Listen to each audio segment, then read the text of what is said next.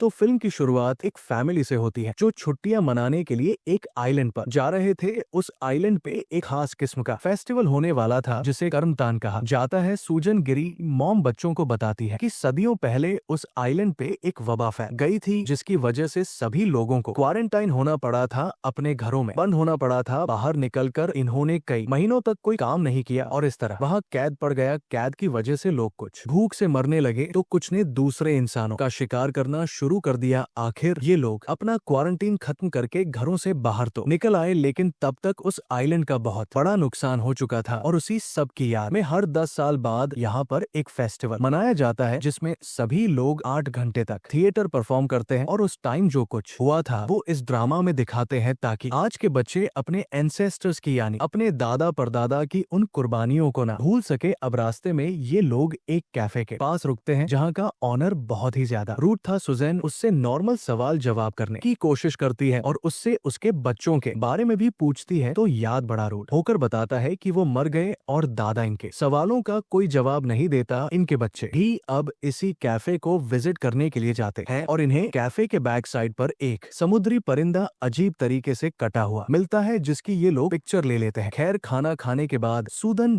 जब उस आइलैंड पर समुद्र के रास्ते से जाने वाली बोट का पूछती है तो उस आइलैंड का नाम सुनते ही खौफ से वो होटल ओनर अपनी प्लेट ही तोड़ देता है और इन लोगों से खौफ में आकर कहता है बाहर जाना ठीक नहीं और इस महीने में तो बिल्कुल भी नहीं, क्योंकि इस महीने उनका करनतान फेस्टिवल आने वाला है जिसके दौरान वो किसी बाहर से आने वाले लोगों का आना पसंद नहीं करते। यहाँ तक कि आम हालात के लिए भी वहाँ कोई होटल नहीं है जहाँ पर कोई विजिटर आकर रुके। तो रिचर्ड होटल ओनर को वो घर दिखाता है जिसे में उन्होंने छुट्टियां गुजारने के लिए बुक किया था। आखिर वो होटल ओनर इनके साथ सच ही बोल देता है और बताता है कि उस आइलैंड के लोग साइको हैं और बाहर से आने वाले लोगों को वो काट कर खा भी लेते हैं। लेकिन इस सब के बाद भी इन्हें डर नहीं लगता क्योंकि इन्हें लग रहा था कि ये शेफ बकवास कर रहा है। सुजन को हर हाल में करनदान देखना था। वो इतना लंबा सफर तय कर ही आए थे, इसीलिए वापस जाने का तो सवाल पैदा होता ही नहीं था। थोड़ी ही देर में इन्हें यहाँ साहिल पर एक बोट की आवाज भी आ जाती है जिस पर जल्दी से ये लोग जब सामान लेकर चढ़ने ही वाले होते हैं तो रिचर्ड को याद आता है कि वो तो अपना पर्स होटल में ही भुलाया, जिसे वो लेकर जल्दी से वापस आता है। और तब बोट में लड़की पूछती है कि आप लोगों को जाना कहाँ है। ये लोग उसी आइलैंड का नाम लेते हैं तो लड़की भी डर जाती है और यहाँ पर बैठे सभी लोग भी इनको अजीबोगरीब नजरों से देखने लग जाते हैं। यहाँ तक कि लोग तो इनसे इस तरह बदतमीजी करते हैं जैसे इन लोगों ने उनका कुछ बुरा किया हो और ये लोग उनसे नफरत करते हो। कुछ ही देर में ये लोग उस आइलैंड पर रुक भी जाते हैं और ये देखकर वो हैरान होते हैं कि यहाँ पर इस पूरे आइलैंड के लोग जमा हुए थे। उनके आने पर खुशी से उनका वेलकम करने के लिए नहीं बल्कि वो लोग बहुत गुस्सा थे इन लोगों के यहाँ आने की वजह से। अब यहाँ की लीडर क्लारा उनके सामने आती है और पूछती है कि आप लोग कौन हैं और यहाँ आने का आप लोगों का मकसद क्या है। सुजन बड़े ही आराम से कहती है कि हम यहाँ पर छुट्टियां मनाने के लिए आए हैं और हमें यहाँ का करनतान फेस्टिवल भी देखना है। तभी एक यंगस्टर लड़का आगे आता है और इनको बताता है कि हम अपना करनदान फेस्टिवल किसी को भी नहीं दिखाते और यहाँ का कोई भी इंसान उनके यहाँ आने से खुश नहीं है, तो बेहतर यही है कि आप सब वापस चले जाएं। लेकिन सूजन इस आइलैंड से जाने से इनकार कर देती है और कहती है कि मेरा यहाँ से जाती ताल्लुक है क्योंकि सालों पहले आइलैंड के लोगों ने जिन इंग्लैंड के ऑफिसर्स को मारा था उनमें से एक सूजन के ग्रैंडफादर भी थे। ये सुनकर तो जैसे ही क्लारा गुस्से से पागल हो जाती है और आकर सूजन को गिरेबान से पकड़ लेती है और उसे कहती है अपनी जान अच्छी है तो फौरन यहाँ से चली जाओ, इससे पहले कि वो सूजन को कोई नुकसान पहुंचा दी। यहाँ पर वो आदमी आ जाता है जिन्होंने अपना घर सूजन की फैमिली को रहने के लिए दिया था। अब सारे कम्युनिटी वाले इसी आदमी पर गुस्सा करने लग जाते हैं जिसने अपना घर इन्हें रेंट पर रहने के लिए दिया था। वो आदमी इनसे कहता है कि आइलैंड वालों को इसमें कोई प्रॉब्लम नहीं होनी चाहिए क्योंकि वो घर उसकी मॉम का था और अब उसके नाम है। यहाँ पर थोड़ी सी बहस होती है और फिर क्लारा उस आदमी को वार्न करती है कि तुम्हारे ये मेहमान सिर्फ चंद दिन ही रहेंगे। फाइनली इस आदमी के साथ ये लोग अपने घर में चले जाते हैं जहाँ बैठकर रिचर्ड्स फकून का साथ लेता है और वो आदमी एक बहरावनी कहानी बताता है कि ये घर उसकी मॉम का था और आइलैंड के लोगों ने उन्हें यहीं पर कत्ल कर दिया था जहाँ पर इस टाइम रिचर्ड बैठा है। खैर वो अब आदमी यहाँ से चला जाता है। ये लोग अपना सामान अनपैक करते हैं और जैसे ही नहाने के लिए वॉशरूम में चली जाती है जहाँ नहाते हुए उसे शीशे की दूसरी तरफ से बहुत ही अजीबोगरीब आवाजें आ रही थी, लेकिन उसे जाकर चेक भी किया तो वहाँ कुछ भी नहीं था। अब थोड़ी देर बाद ये लोग डिनर करते हैं और सोने के लिए चले जाते हैं जहाँ आधी रात में इनकी आंख एक अजीब से शोर से खुलती बोलती है ये सभी परेशान हो जाते हैं रिजेक्ट, और सुजन बाहर चेक करने के लिए जाते हैं तो देखते हैं कि वहाँ पूरे आइलैंड के लोग जमा थे, अपने मुंह पे अजीब मास्क लगाए, बड़े बड़े गाउन पहने, वो हाथों में मशाल लिए हुए थे, अजीब सा शोर मचाकर वो इन्हें डरा रहे थे। तो सुजन आइलैंड वालों को कहती है आपको ये शोर बंद करना होगा, अंदर हमारे बच्चे डिस्टर्ब हो रहे हैं। आइलैंड के लोग उनके पास एक मरे हुए रकून की लाश फेंक देते हैं और यहाँ से चले जाते हैं। अब रिचर्ड और सुजन सच में डर गए थे, वो सोच में पड़ गए थे कि क्या उन्होंने यहाँ आकर कोई गलती तो नहीं करी थी। खैर अगला दिन दिखाया जाता है और अब पता चलता है कि कर्मतान यानी उस फेस्टिवल में सिर्फ एक ही दिन रह गया है जिसे देखने के लिए सुजन यहाँ आई थी, लेकिन इनका एक दिन भी इस घर में रहना मुश्किल हो गया था, क्योंकि जैसी को अपने कमरे में ऐसे लगता था कि जैसे हर वक्त कोई उसे देख रहा हो, और इन लोगों का शक ठीक भी था। दिखाया जाता है कि सच में कोई छुपे हुए सीसीटीवी से इन लोगों के ऊपर नजर रखे हुए था। इन सारी चीजों से तंग आकर रिचर्ड अब उस आदमी की खैर आता है जिससे उसने ये घर लिया था, वो उसे वो मरा हुआ रकून देता है जो रात तमाशा करने के बाद आइलैंड वाले उनके घर के बाहर फेंक गए थे। वो सारे तमाशे के बारे में भी बताता है और के भी बताता है कि घर पे उन्हें ऐसा फील हो रहा है जैसे कोई इनके ऊपर नजर रखे हुए हो। सभी लोग उनसे नफरत से ट्रीट कर रहे हैं और अगर ऐसा ही चलता रहा तो वो उसके घर के बारे में नेगेटिव रिव्यू दे देगा, जिसके बाद कोई भी यहाँ पर अपनी छुट्टियां मनाने नहीं आएगा। अब ऑनर उसे कहता है आप ऐसा नहीं करेंगे, मैं कम्युनिटी वालों से बात करूंगा। खैर थोड़ी ही देर बाद ये लोग इस आइलैंड की खूबसूरती को एक्सप्लोर करने लग जाते हैं और पिक्चर्स लेने लग जाते हैं, जबकि सीन कट होकर हमें उसी कैफे को दिखाया जाता है जहाँ पर पिछले दिन ये लोग स्टे करने के बाद आए थे। उस कैफे के ओनर और उसकी वाइफ का किसी ने मर्डर कर दिया था, जिसकी पुलिस इन्वेस्टिगेशन कर रही थी।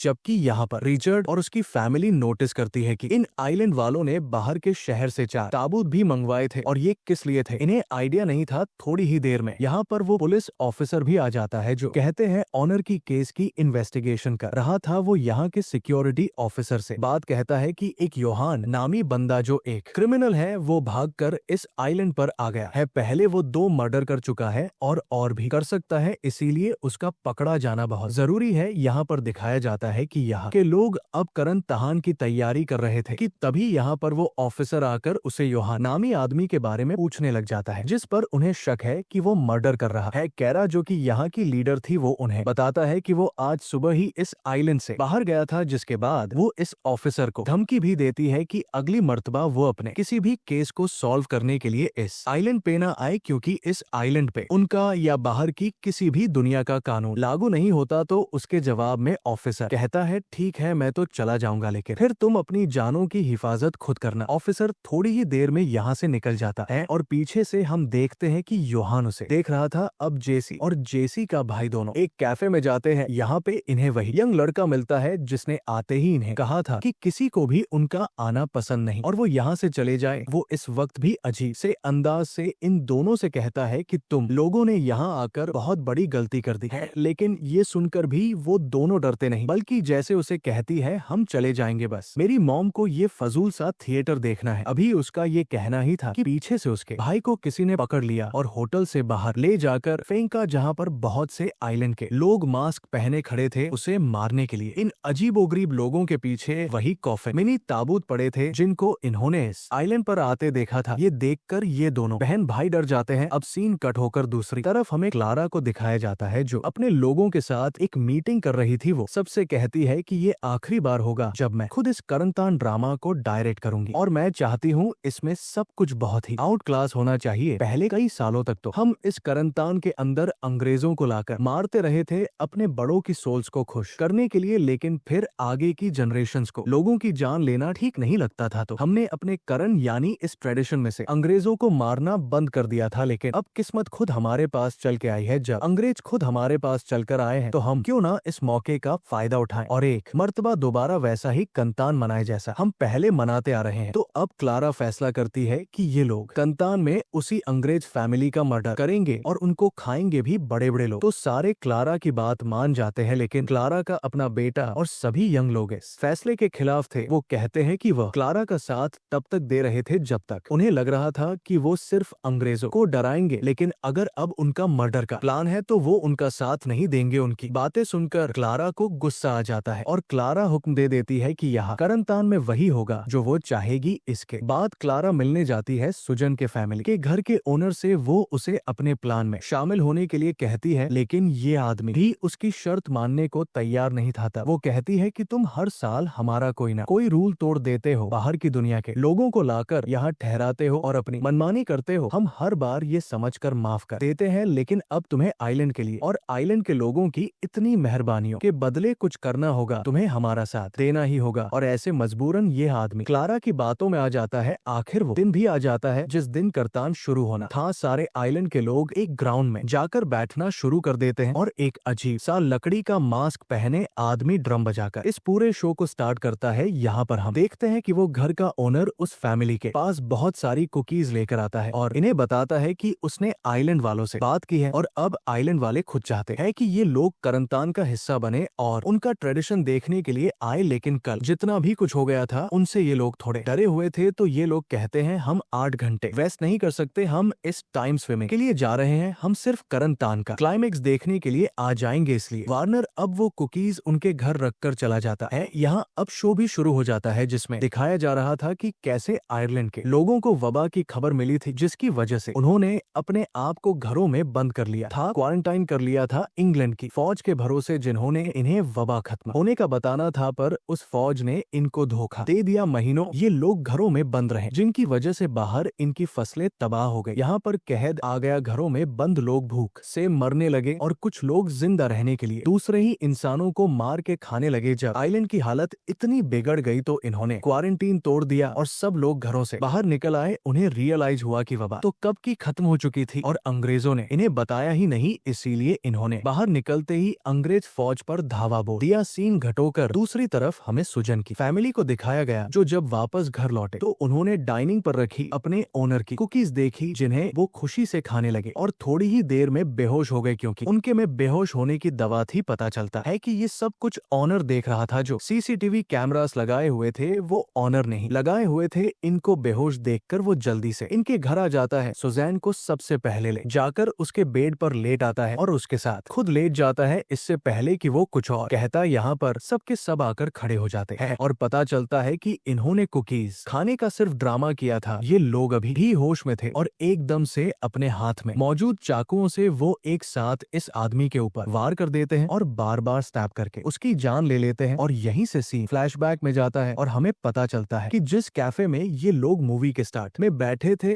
उसके ओनर और उसकी वाइफ को भी और किसी ने नहीं बल्कि रिचर्ड नहीं मारा था, और वो जो परिंदा जैसे और उसके भाई ने मरा हुआ देखा था उसे भी इन दोनों ने खुद मारा था। यानी दरअसल ये लोग साइकोपैथ की फैमिली थी, पागल फैमिली थी, जिन्हें लोगों को मारकर मजा आता था। अपनी इसी आदत की वजह से वो सीरियल किलर भी बन गए थे और लोगों को मारने की अपनी इस ख्वाहिश को मिटाने के लिए ये लोग ऐसे ही छोटे छोटे आइलैंड्स पर आते थे जिनका बाहर की दुनिया को ज्यादा पता ही ना हो। इसके बाद ये सब लोग कुछ हथियार लेते हैं और बाहर निकल जाते हैं। जो इनके सामने आने लगता है उन्हें ये बेदर्दी से मारना शुरू कर देते हैं। जैसे किसी के सर में अपना चाकू स्टेप करती है तो उसका भाई कुल्हाड़ी से किसी दूसरी औरत को मारता है। ऐसे ही बेदर्दी से कत्ल करते करते ये लोग उस जगह पर पहुंच जाते हैं जहां वो थिएटर चल रहा था। यहाँ पर भी ये लोग अपने रास्ते में आने वाले हर इंसान को मारने लग गए थे और यहाँ पे हगदड़ मच चुकी थी। क्लारा को भी पता चला था कि उनके आइलैंड पर हमला हो गया है, लेकिन ये हमला किसने किया था क्लारा ये नहीं जानती थी। उसे बस ये पता था कि ये उसका आखिरी करतीना है, ये आखिरी फेस्टिवल है जिसे वो हर हाल में पूरा करने में लगी हुई थी। यहाँ पूरे आइलैंड में खौफ फैला हुआ था और सबको लग रहा था कि लोगों को मारने वाला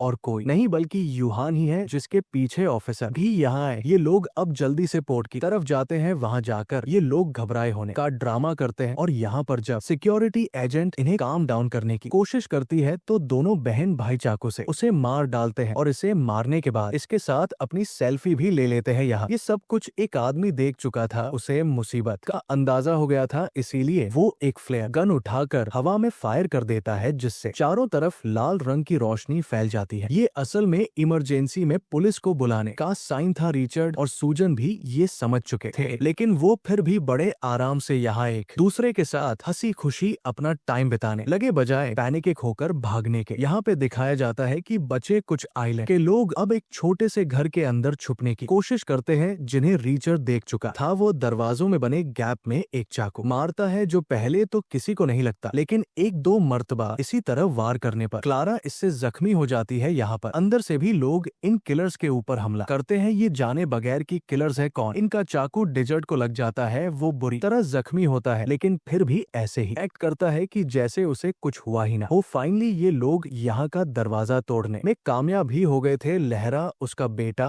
और एक और जवान लड़का यहाँ से भागने में कामयाब हो गए, लेकिन बाकी सब इन लोगों के सामने फंस गए, जिन्हें एक एक करके बेदर्दी से इन्होंने कत्ल कर दिया। हर इंसान को पेट, सर और दिल में स्टाफ करके इन्होंने मारा था। यहाँ पर वो ऑफिसर जो पिछले दिन ही इस आइलैंड पे आया था, उसे खबर मिलती है कि योहान ने आइलैंड पर कत्लेआम मचा दिया है, यानी वो बहुत सारे लोगों का मर्डर कर रहा है। सीन कट होकर दोबारा आइलैंड को दिखाया जाता है, जहाँ पर सारी ही इंसानी लाशों को इकट्ठा करके रिचर्ड और उसकी फैमिली ने जला दिया था, और अब वो आराम से बैठे हुए थे। जहाँ सुजन रिचर्ड से कहती है कि जलते हुए इंसानों की लाशों की बदबू उन्हें अपने हनीमून की याद दिलाती है, यानी ये लोग कई सालों से ऐसा करते आ रहे थे। यहाँ बातों में रिचर्ड और उसके बेटे के दरमियान में बहस शुरू हो जाती है, जिसके गुस्से में रिचर्ड उसकी गर्दन के आर पार अपना चाकू स्टॉप कर देता है और अपने ही बेटे को मार देता है। अपने बेटे और अपने भाई को मरता देखकर सुजन और जैसी ने कुछ भी नहीं कहा। वो ऐसे ही बैठी रही कि जैसे कोई बड़ा काम हुआ ही ना हो। बड़े ही आराम से सुजन पूछती है कि तुमने उसे क्यों मार दिया, तो वह कहता है कि ये हमारे रास्ते का पत्थर बन रहा था, मेरी बात नहीं मान रहा था, इसीलिए उसे मारना जरूरी था। तो जैसी कहती है, अब ब्रड मेरे लिए एक और भाई ढूंढना पड़ेगा। मतलब ये भी उसका सगा भाई नहीं था, बल्कि इसकी फैमिली को मारकर इन लोगों ने उसे अडॉप्ट किया हुआ था, इसीलिए तो रिचर्ड इतने आराम से उसे मार पाया। इसके बाद ये तीनों अपने उसी घर में आ जाते हैं जिसमें वो रहने के लिए आए थे। इस घर के पीछे ही ओनर का घर भी था, जिसके अंदर ये जब जाते हैं तो वहाँ पर बहुत से सीसीटीवी देखते हैं, और ये जानकर इन्हें बहुत बुरा लगता है कि घर का ओनर इनके ऊपर नजर रखे हुए था। यहाँ पर रिचर्ड को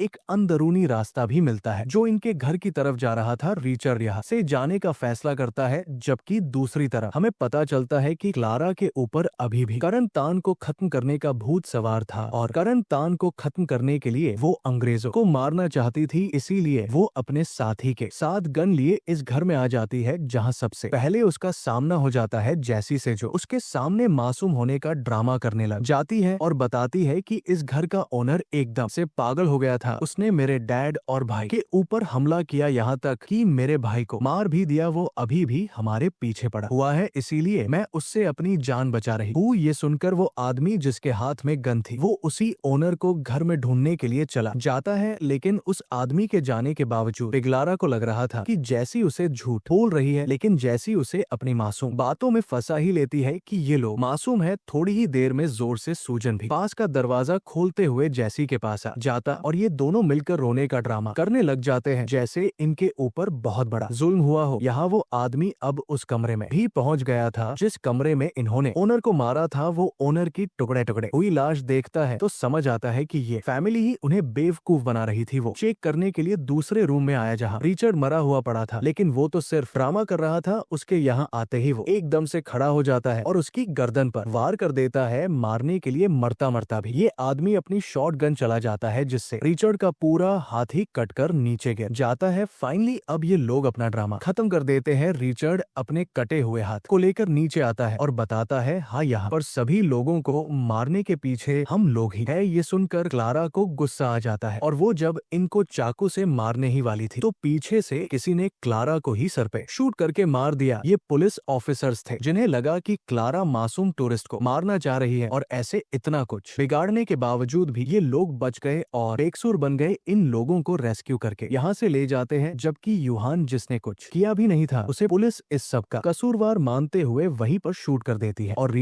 रिचर्ड की फैमिली एक डेविल हंसी के साथ यहाँ से चले जाते हैं, और इनको दिखाते हुए ही ये मूवी यहाँ खत्म हो जाती है।